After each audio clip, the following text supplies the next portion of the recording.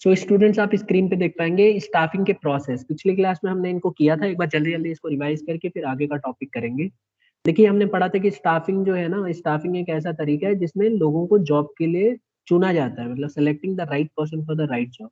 तो इसके प्रोसेस क्या है? अगर आप प्रोसेस ध्यान से देखेंगे तो इसके 8 प्रोसेस हैं। सबसे पहले होता है एस्टिमेटिंग मैन पावर रिक्वायरमेंट।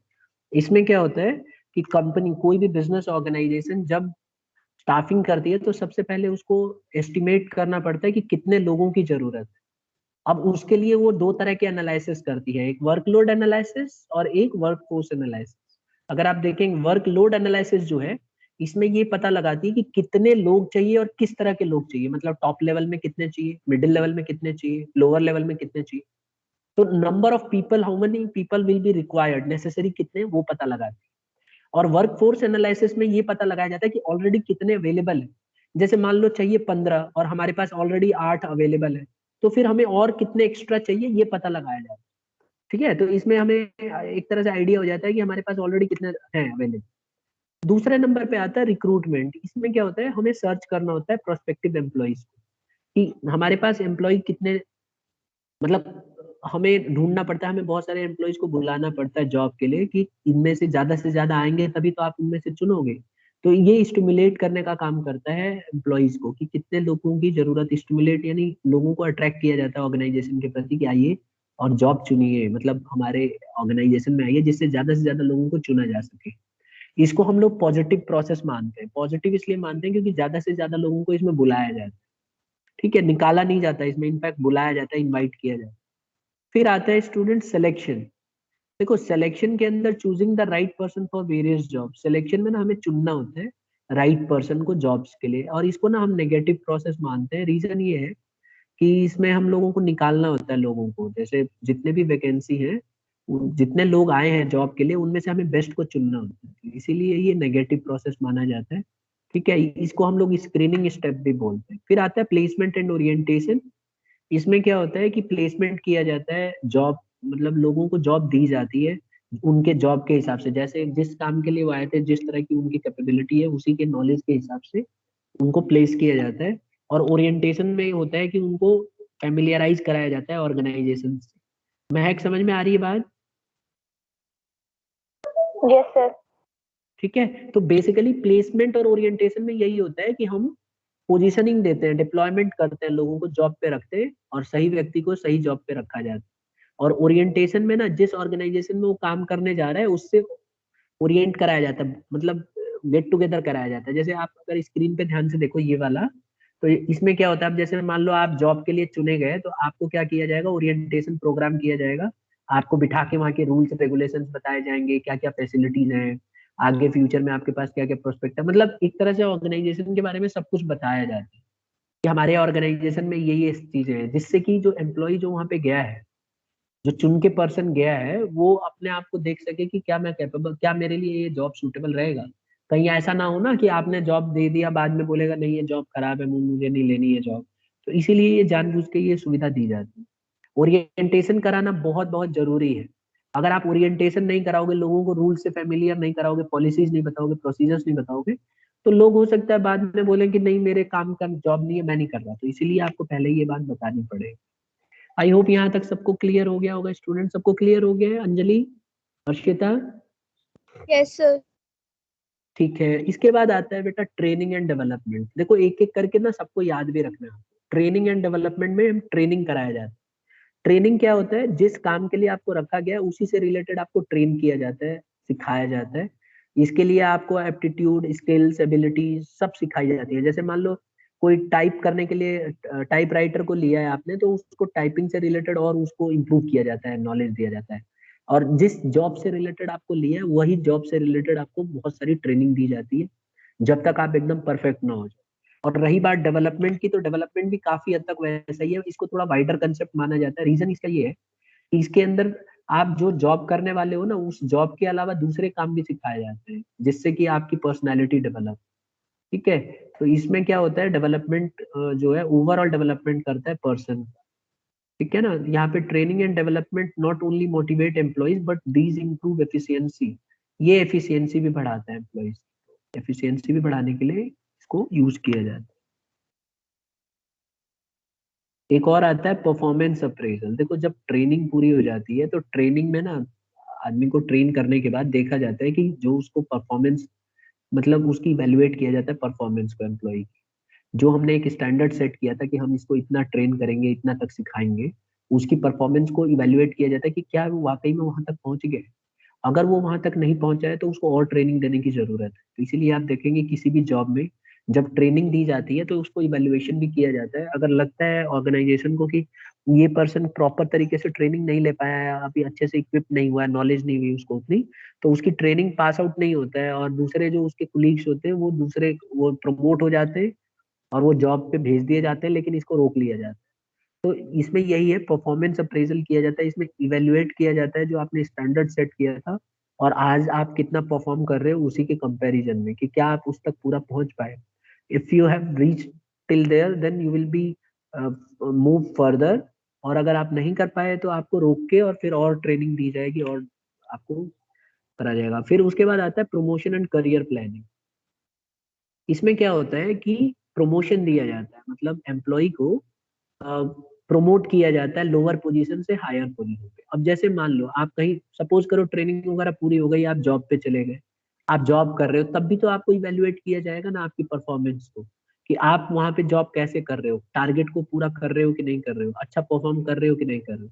तो जब आप अच्छा परफॉर्म करोगे तो आपको प्रमोशन दिया जाएगा, आपको लोअर पोजीशन से हायर पोजीशन पे भेजा जाएगा, आपका स्टेटस बढ़ जाएगा, आपकी जिम्मेवारियां बढ़ जाएंगी, रेस्पॉन्सिबिलिटी बढ़ जाएगी और आपको बहुत सारी फैसिलिटी प्रोवाइड की जाएगी। तो आपने देखा होगा पेरेंट्स में भी आपके जो जैसे जैसे पुराने होते जाते हैं, एजेड होते जाते हैं, तो उनका प्रमोशन होता जाता है और रैंक और बढ़ती जाती है और उनका जॉब अच्छा हो जाता है। और तो ज्यादातर आप देखोगे गवर्नमेंट एम्प्लॉयज में ये चीज आपको सीधा देखने को मिलता है कि जैसे जैसे उनकी एज होती है उनको माना जाता है कि उनके पास एक्सपीरियंस आती जा रही है, तो उनको स्टेटस बढ़ाते जाते हैं, सैलरी भी बढ़ाते हैं और फैसिलिटी भी उनको अच्छी प्रोवाइड करते हैं, बेटर पे हो जाता है, they get lot of money also.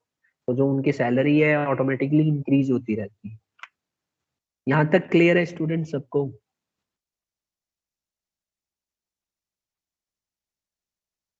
Students, Yes, sir. अब लास्ट है कंपनसेशन। देखो इस पे भी बहुत क्वेश्चन बनते हैं। कंपनसेशन का मतलब होता है it refers to all forms of pay and rewards given to the employee for their work. Employees को ना रिवार्ड्स दिए जाते हैं उनके काम के बदले। अब आप सोचेंगे कि आप बोलेंगे सर ये भी तो रिवार्ड ही था ना, प्रमोशन भी तो रिवार्ड ही होता है। यस एग्जैक्टली रिवार्ड ही होता है, लेकिन कंपनसेशन थोड़ा उससे हटके होता है। इट इज सैलरी के अलावा अगर आप देखोगे ना कई बार क्या होता है इनडायरेक्ट पेमेंट भी दिए जाते हैं, जैसे मेडिकल फैसिलिटी दे दिया, इंश्योरेंस करा दिया एम्प्लॉय का, उसको अलग से फैसिलिटी दे दी, तो ये सब भी कंपनसेशन में आता है। तो ये एक तरह से इनाम दिया जाता है अदर देन जो उसको सैलरी मिल रही है, तो उसके अलावा। तो कई बार दो तरह के दिए जाते हैं कंपनसेशन, एक डायरेक्ट कंपनसेशन होता है, एक इनडायरेक्ट कंपनसेशन होता है। डायरेक्ट कंपनसेशन में उसकी वेजेस बढ़ा देंगे अगर मजदूरी ले रहा होगा तो, और सैलरी ले रहा है तो उसकी सैलरी बढ़ा देंगे, उसके इंसेंटिव्स को बढ़ा दिया जाता है, कमीशन दे दिया जाता है उसको। एक तरह से सिंपल भाषा में कहूँ तो कैश, मतलब उसको फाइनेंशियली सपोर्ट किया जाता है। और इनडायरेक्ट में क्या होता है उसको अदर देन फाइनेंस, जैसे कि insurance, medical facility, these type of facilities are provided. ठीक है, अंडरस्टूड? Yes, sir. तो ये तो थे हमारे प्रोसेस ऑफ स्टाफिंग। ठीक है ना, तो हमारे पास there are 8 process of staffing. अब आता है एक एक करके हम डिटेल में डिस्कस करेंगे रिक्रूटमेंट। देखिए रिक्रूटमेंट क्या है, अभी हमने पीछे पढ़ा था। रिक्रूटमेंट जो होता है लोगों को इनवाइट किया जाता है, लोगों को अट्रैक्ट किया जाता है जॉब के प्रति, मतलब बुलाया जाता है कि आइए, पॉजिटिव एस्पेक्ट है। तो स्टाफिंग में अगर आप देखोगे ना तो स्टाफिंग में 3 एस्पेक्ट्स आते हैं, एक रिक्रूटमेंट, एक सिलेक्शन, एक ट्रेनिंग। तो हम लोग आज जो डिस्कस करने जा रहे हैं स्टूडेंट, ये हम लोग एक पहला एस्पेक्ट को हम पढ़ेंगे एक एक करके। सबसे पहला एस्पेक्ट है रिक्रूटमेंट। अब पीछे हम पढ़ चुके हैं कि रिक्रूटमेंट एक ऐसा प्रोसेस है जिसमें प्रोस्पेक्टिव एम्प्लॉय को सर्च किया जाता है और स्टिमुलेट किया जाता है कि आइए जॉब कीजिए। ठीक है, तो वी हैव ऑलरेडी लर्न। अब जैसे रिक्रूटमेंट में if you are having vacancy of 5 people, you will try to get more and more people for that job. You will try that lot of people apply for the same job. आप चाहेंगे कि 5 की जगह 50, 50 की जगह 100 लोग आके apply करें, जिससे कि आपको बेस्ट चुनने का मौका मिले। तो इसी को हम रिक्रूटमेंट बोलते हैं, सर्चिंग द प्रोस्पेक्टिव एम्प्लॉय। ठीक है, अगर आप देखोगे तो दो तरह के रिक्रूटमेंट होते हैं, एक इंटरनल रिक्रूटमेंट, एक एक्सटर्नल रिक्रूटमेंट। अब आपको आइडिया लग गई होगी कि internal recruitment within the organization, organization के अंदर के ही लोग होते हैं, और एक्सटर्नल रिक्रूटमेंट होते हैं ऑर्गेनाइजेशन के बाहर। क्लियर है यहाँ तक? Yes sir. अब देखो, इंटरनल सोर्सेस ऑफ रिक्रूटमेंट में एक आता है ट्रांसफर। ये बहुत अच्छा, बहुत पॉपुलर है। इसमें क्या होता है स्टूडेंट, कि जैसे एम्प्लॉय जॉब कर रहा होता है ना ऑर्गेनाइजेशन के अंदर, तो उसका ट्रांसफर कर दिया जाता है। ऐसे अक्सर देखने में आता है कि सपोज करो किसी ऑर्गेनाइजेशन में एक पोस्ट मतलब जरूरत नहीं है, तो आपने क्या किया, उस एम्प्लॉय को यहाँ से ट्रांसफर करके किसी और डिपार्टमेंट में भेज दिया। ठीक है, तो इसमें क्या किया जाता है, शिफ्ट किया जाता है एम्प्लॉय को एक जॉब से दूसरे जॉब में। ठीक है, लेकिन ध्यान ये रखना है कि स्टेटस का वही रहेगा, ऐसा नहीं है कि उसका स्टेटस कम हो जाएगा। जो उसका पहले स्टेटस था आज भी वही स्टेटस रहेगा। हो सकता है स्टेटस भी थोड़ा और मतलब उसकी रिस्पॉन्सिबिलिटी तुमने थोड़ा सा बदलाव आ सकता है, बट स्टेटस सेम बना रहे। तो कई बच्चे ये सोचते हैं कि सर पोस्ट पहले ज्यादा थी अच्छी, अब खराब कर दी। नहीं, इसका मतलब ये नहीं है। ट्रांसफर में पोस्ट वही रहती है। आपने कई बार सुना होगा आईएएस ऑफिसर्स को पनिशमेंट देने के लिए ट्रांसफर कर देते हैं गवर्नमेंट। तो इसका मतलब ये नहीं है कि उसका स्टेटस कम हो जाएगा। उसका स्टेटस तब भी उतना ही था, आज भी उतना ही है। बस उसको एक ट्रांसफर, एक रूल होता है कि भाई आप एक जगह से दूसरी जगह भेज देते हो, जिससे कि गवर्नमेंट एम्प्लॉय को तो इसलिए भेजते हैं कि एक ही जगह ना सेटल हो जाए और थोड़ा सा एम्बिग्यूटी ना आए उसके अंदर, काम के अंदर। लेकिन ट्रांसफर का रोल यही है कि एक जगह की जो स्पेस जो खाली है वो दूसरा स्पेस भरने में मदद मिलती है। आई होप समझ में आ गया होगा। इसके कुछ हम फीचर्स देखते हैं तो और अच्छे से आ जाएगा। देखिए, इसके कुछ फीचर्स हैं जो हम डिस्कस करेंगे। सबसे पहले, slight change in the duty and responsibility but no change in salary.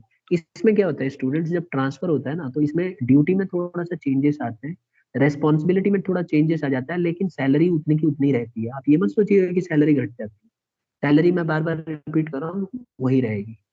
Number two, filling job positions from one department where they are excess employees. इसमें क्या होता है, जॉब पोजीशंस को फिल किया जाता है। कई बार ऐसा होता है कि एक डिपार्टमेंट में ज्यादा एम्प्लॉय है, एक डिपार्टमेंट में कम है।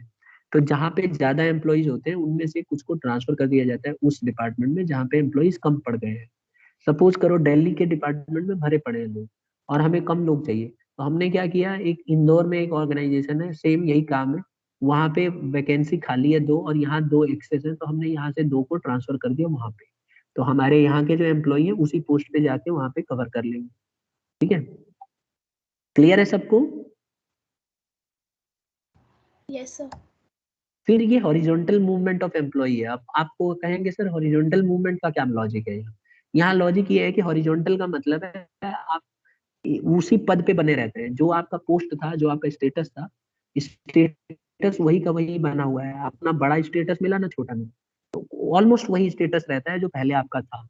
और चौथा आता है, transfer can be applied for training of employees for learning different jobs. देखो, ये भी बड़ा इंपॉर्टेंट है कि ट्रांसफर कई बार ना ट्रेनिंग देने के उद्देश्य से भी किया जाता है।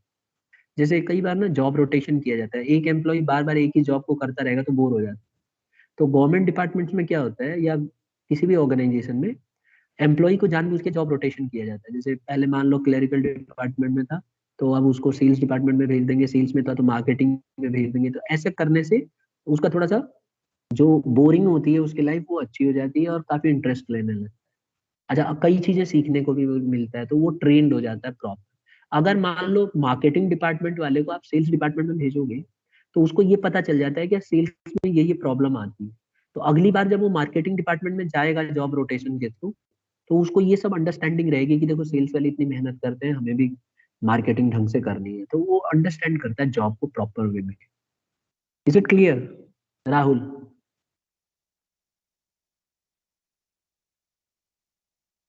पॉइंट क्लियर है बेटा सबको? Tanya, yes sir. कुछ पूछना है अभी तक? एक आखिरी पॉइंट है, does not increase the number of employees in the organization. इससे ना ऑर्गेनाइजेशन के अंदर एम्प्लॉइज बढ़ते नहीं है, जितने थे उतने ही रहते हैं। तो ये एक इसका बड़ा फायदा है। तो ये सब फायदे हैं, एक तरह से देखा जाए तो these are the features of transfer. लेकिन इसका बहुत यूजफुल होता है ऑर्गेनाइजेशन के लिए। इससे कई सारी प्रॉब्लम हमारी सॉल्व आउट हो जाती है। जैसे अगर मान लो एक जगह कम एम्प्लॉई है और एक जगह ज्यादा है, तो उनको बिना निकाले आप ट्रांसफर कर दो, तो दोनों काम हो जाते हैं, आपकी वैकेंसी भी फुलफिल हो जाती है और किसी को जॉब से निकालना भी नहीं पड़ता, तो ले ऑफ वाली सिचुएशन नहीं आती। अब हम आ जाते हैं एक और सोर्स ऑफ रिक्रूटमेंट की, सर प्रमोशन। हम, हाँ बोलो। सर ट्रांसफर में सैलरी क्यों स्टेबल रहती है? अगर जॉब पोजीशन चेंज होती है तो सैलरी में भी डिफर होना चाहिए। देखो, सैलरी इसलिए चेंज नहीं होती क्योंकि आपका जो स्टेटस पहले था ना, वही स्टेटस रखा गया है। This is not a punishment. और ये एक तरह से प्रमोशन भी नहीं है। आपको बस ये होता है कि आपको एक जगह से दूसरी जगह जस्ट भेजा जा रहा है। कई रीजन हो सकते हैं। एक रीजन हो सकता है कि यहाँ पे वो जॉब की, वहाँ यहाँ पे ज्यादा एम्प्लॉय थे, हो सकता है ऑर्गेनाइजेशन में आप जरूरत ना हो, तो आपको दूसरी जगह भेज देंगे जहाँ जरूरत। तो आप, जरूरी नहीं है कि हर समय जॉब रोटेशन ही हो।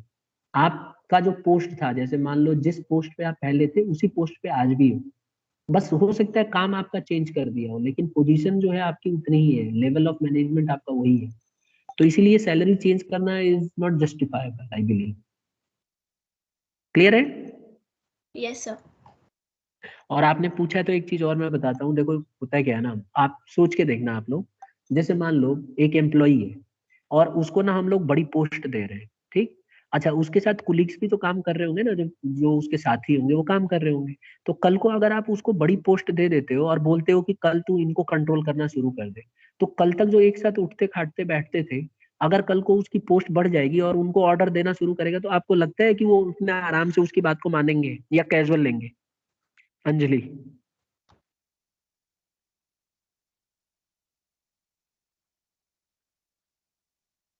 बोलो। साक्षी बताओ, क्या आपके साथ कई कुलिक काम कर रहा है कोई, और उसका प्रमोशन हो जाएगा और आपसे बड़ी पोस्ट उसको अचानक सडनली दे देंगे और कल आपके ऊपर ऑर्डर चलाने लगेगा, कल तक आपसे ही पूछ पूछ के काम कर रहा था, तो क्या आप उसकी बात को एक्सेप्ट करेंगी इतनी आराम से? साक्षी, हितेश। सर करनी तो पड़ेगी अगर सीनियर पोस्ट पे होगा तो। बात तो सही है, लेकिन क्या आप, मतलब उतना इफेक्टिव कर पाएगा वो? क्या आपको एकदम धमका सकता है अचानक ही एक ही दिन में इतना सब? No sir. थोड़ा सा आप रेजिस्ट करेंगे ना, आप बोलेंगे तू चुपचाप अपना काम कर, कल तक तो मेरे से पूछता था, आज बड़ा आया ऑर्डर चलाने। एक होता है ना ऐसे feeling as a human being. तो ऐसे सिचुएशन में आप देखोगे ट्रांसफर का बड़ा अच्छा इस्तेमाल किया जाता है। अक्सर देखा जाता है कि जब किसी का प्रमोशन होता है तो उसको जानबूझ के ट्रांसफर कर दिया जाता है दूसरी जगह, क्योंकि दूसरे स्टेट में या कहीं और जाएगा तो वहां पे एम्प्लॉयज दूसरे होंगे, और इसको पोस्ट भी बड़ी दे के आप भेज रहे हो, तो वो कल को वो डर, उनके अंदर डर रहेगा और वो आपकी बात को मानेंगे भी और आप अच्छे से उनको ऑर्डर भी दे पाओगे। आपको लगता है कि ये सही तरीका है? Yes sir.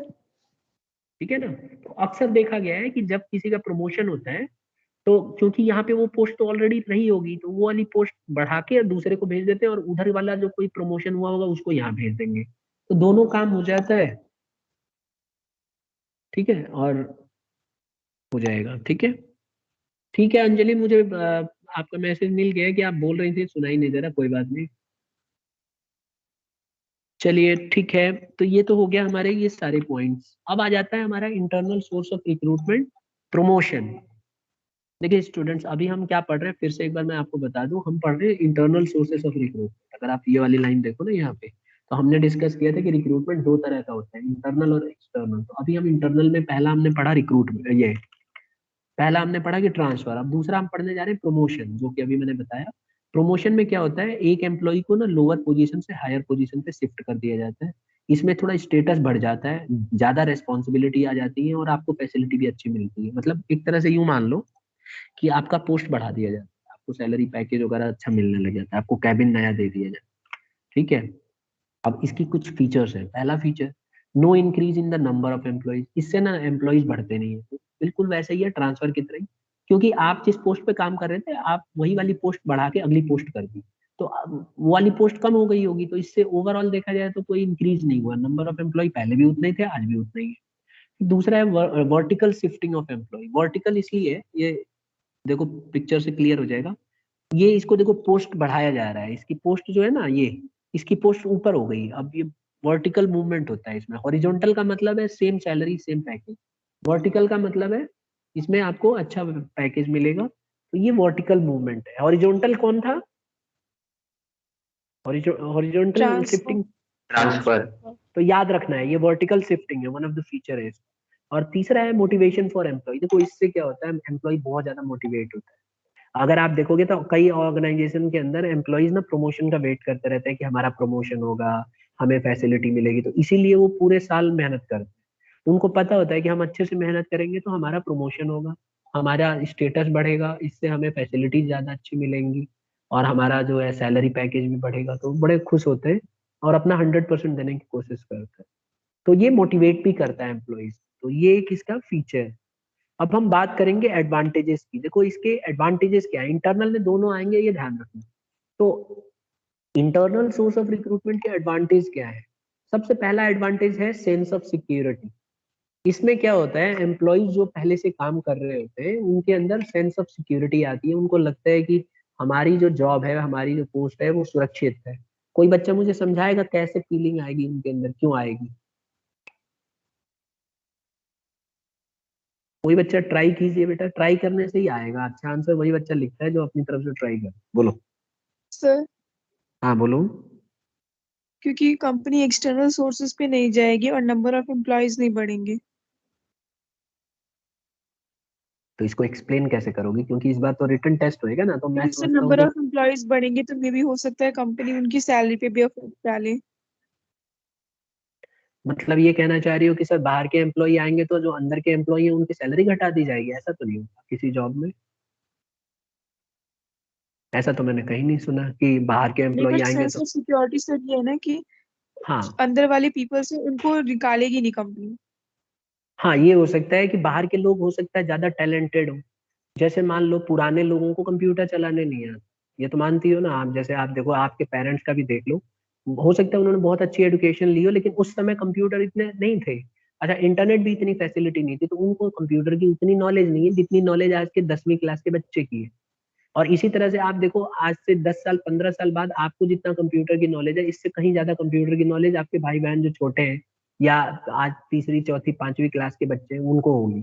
तो वो हमारे लिए एक इनसिक्योरिटी बन जाते हैं। बाहर के जब लोग आएंगे वो कंप्यूटर पे काम करेंगे या आपसे हमसे ज्यादा नॉलेज होगा, तो हमारी जो इनसिक्योरिटी फील होती है, हमें लगता है कहीं ऐसा ना हो कि हमारा काम इनसे कम हो और हमें ना निकाल दिया जाए।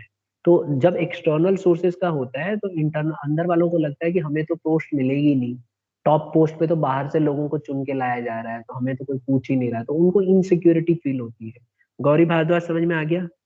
तो आपको आंसर में इस तरह यस से लिखना पड़ेगा। मतलब देखो इस बार आंसर ना आप टू द पॉइंट लिखो, ठीक है अच्छी बात है, लेकिन थोड़ा सा एक्सप्लेनेशन भी लिखना पड़ेगा। तो इसमें आप ऐसे लिख सकते हो कि one of the advantage of internal source of recruitment is that the people are selected within the organization, therefore they are not fear about outsiders. They don't have fear because they know that they are going to be selected within the organization, and they only those people will be selected who are working with them. So they feel a sense of security over there, तो उनके अंदर security होती है। ठीक है। और external source में यही डिसएडवांटेज है कि वहां सिक्योरिटी नहीं है। Number one. Number two, loyalty. देखो लॉयल्टी बनी रहती है, इसमें कोई दो राय नहीं है। जब इंटरनल सोर्स ऑफ रिक्रूटमेंट आप करते हो तो बहुत ज्यादा लॉयल्टी रहती है। जो एम्प्लॉय पहले से काम कर रहे हैं, अगर आप उन्हीं को आप बार बार चुनते रहोगे और अच्छे पोस्ट पे भेजोगे, प्रमोशन दोगे, तो अब आपके लिए वो लॉयल हो जाते हैं। जैसे हमने पढ़ा कि इंटरनल सोर्स में दो आते हैं। एक्सक्यूज मी एक तो सर। हाँ बोलो। सर बुक में ना ट्रांसफर और प्रमोशन के बाद ले ऑफ भी दिया हुआ है। ले ऑफ तो निकालने को बोलते हैं कि एम्प्लॉय जब ज्यादा जितनी पोस्ट है उससे कम पोस्ट, जैसे मान लो पोस्ट 10 थी, अब अचानक कंपनी क्योंकि कोरोना आ गया तो कई कंपनियों का काम बंद हो गया है, तो वो क्या करते हैं, नंबर ऑफ एम्प्लॉयज की जरूरत कम हो जाती है। पहले जब वो वर्क फोर्स एनालिसिस करते हैं तो उनको पता चलता है यार एम्प्लॉय ज्यादा हो गए, काम कम है, तो बाहर निकालो इनको। तो उसी को हम ले ऑफ बोलते हैं। Is it clear now? Yes sir. तो उसको हम इंटरनल सोर्स ऑफ रिक्रूटमेंट नहीं बोलना चाहिए उसको, मतलब मैं अलग से एक टर्म है उसको ले ऑफ। अब आई होप ले ऑफ समझ में आ गया होगा आपको। Yes sir. ठीक है, अभी हम फिलहाल तो एडवांटेज की बात कर रहे हैं ना, इंटरनल सोर्स की। तो इसमें लॉयल्टी आती है। लॉयल्टी कैसे आती है वो मैंने समझा दिया कि जैसे मान लो इंटरनल सोर्स में आपको प्रमोशन दिया जा रहा है। मान लो एक ऑर्गेनाइजेशन में आप पिछले 8 साल से काम कर रही हो और आपको अचानक ऑर्गेनाइजेशन ने बोला हम प्रमोट करेंगे सिर्फ उन्हीं एम्प्लॉय को जो हमारे अंदर के एम्प्लॉय है, उन्हीं में से किसी एक को प्रमोट करेंगे। और सपोज करो आपको प्रमोशन मिल गया, आपका स्टेटस बढ़ गया, आपकी सैलरी पहले 80,000 थी, सडनली 1 लाख हो गई। तो आपकी लॉयल्टी आ जाएगी कंपनी के प्रति। आप मतलब कंपनी के लिए वफादारी आ जाएगी, आप कंपनी के बारे में अच्छा सोचोगे, बुरा नहीं सोचोगे और हमेशा कंपनी के लिए वफादार रहोगे। इसी को हम लॉयल्टी कहते हैं। Is it clear? Yes sir. Yes sir. तीसरा आता है स्टूडेंट्स एम्प्लॉय मोटिवेशन। इसमें क्या होता है, ये मोटिवेट करता है एम्प्लॉइज को बेटर परफॉर्मेंस के लिए। It motivates the employees for better performance. Motivation मिलती है एम्प्लॉइज को कि वो अच्छे से परफॉर्म करें, क्योंकि जब अंदर के ही लोग चुने जाते हैं ना, तो दूसरे एम्प्लॉय को ये रहता है चलो हमारी वैल्यू है, हमारे लिए ऑर्गेनाइजेशन इतना सब कुछ सोच रही है। तो वो लोग 100% अपना मोटिवेटेड हो जाते हैं और मेहनत से काम करते हैं, उनकी परफॉर्मेंस ऑटोमेटिकली इंक्रीज हो जाती है। इमेजिन करो आप एम्प्लॉई हैं, 10 जने काम कर रहे हैं और पता चल रहा है बाहर के एम्प्लॉइयों को बड़े बड़े पोस्ट पे बना रहे हैं। जो आप डिजर्व करते थे कल तक, जो आप काम करके अपने सीनियर्स को देते थे, वही सीनियर की पोजीशन बाहर का कोई आपसे कम उम्र वाला बंदा आके लग गया, तो एकदम खराब फीलिंग होगी, आप डिमोरलाइज हो जाओगे।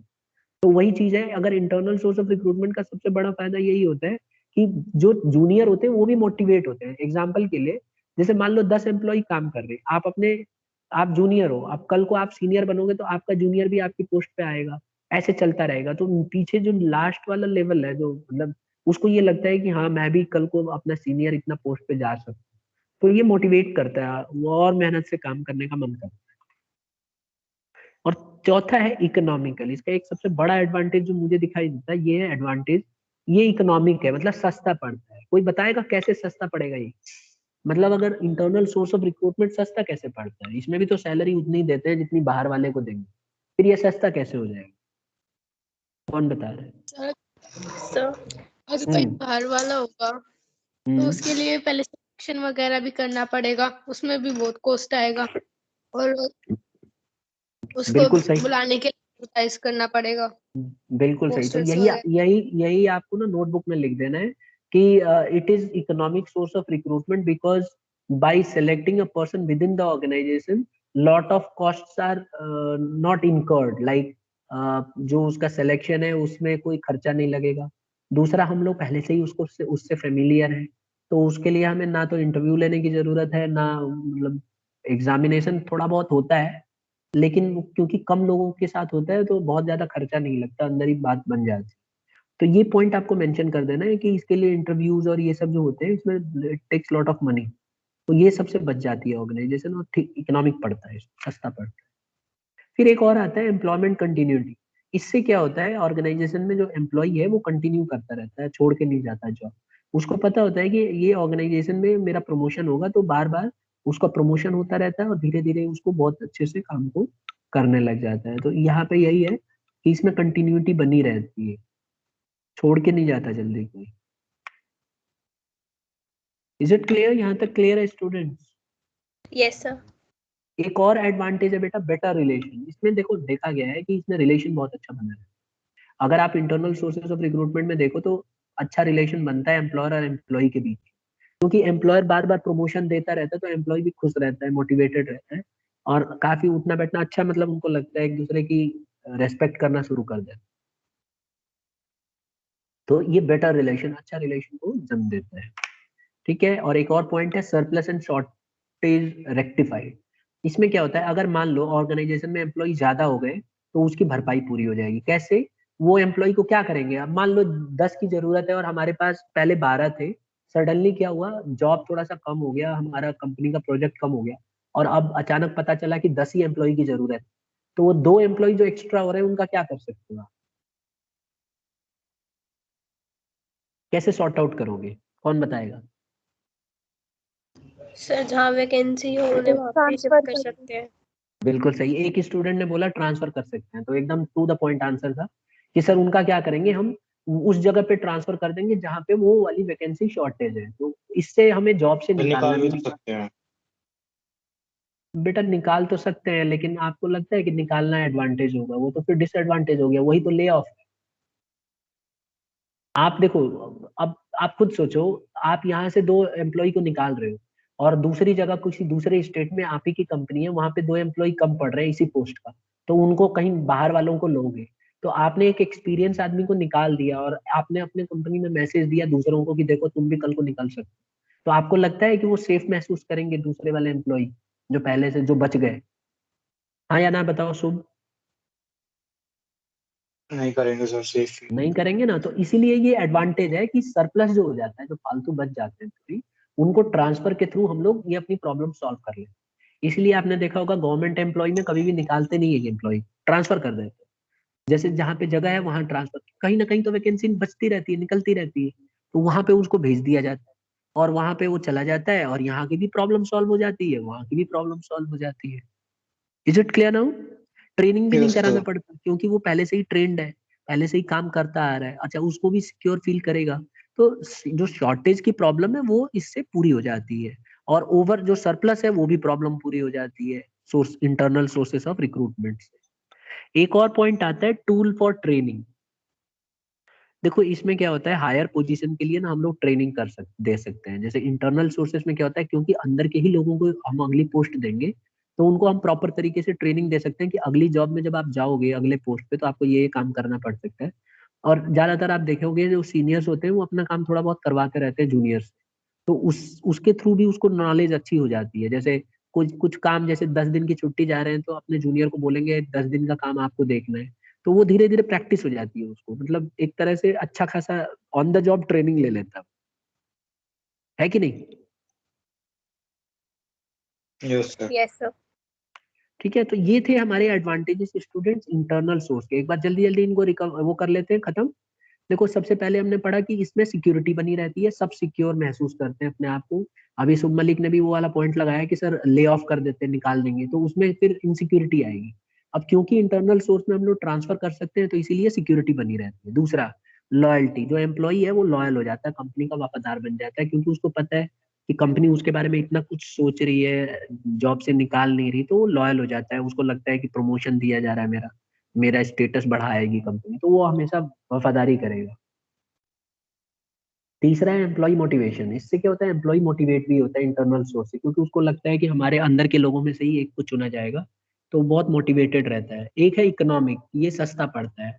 ये भी एक स्टूडेंट ने बताया कि सर इसमें बाहर के लोगों को चुनना नहीं पड़ता, इंटरव्यू नहीं करना पड़ता, तो ये तो सस्ता होना ही होना है एज कम्पेयर टू एक्सटर्नल। क्योंकि एक्सटर्नल में कई बार तो ऐसा होता है कि आप इंटरव्यू करो, सब करो, एग्जाम करो, दुनिया भर का पैसा लगता है और पता चला कंपिटेंट एम्प्लॉय भी नहीं चुना गया।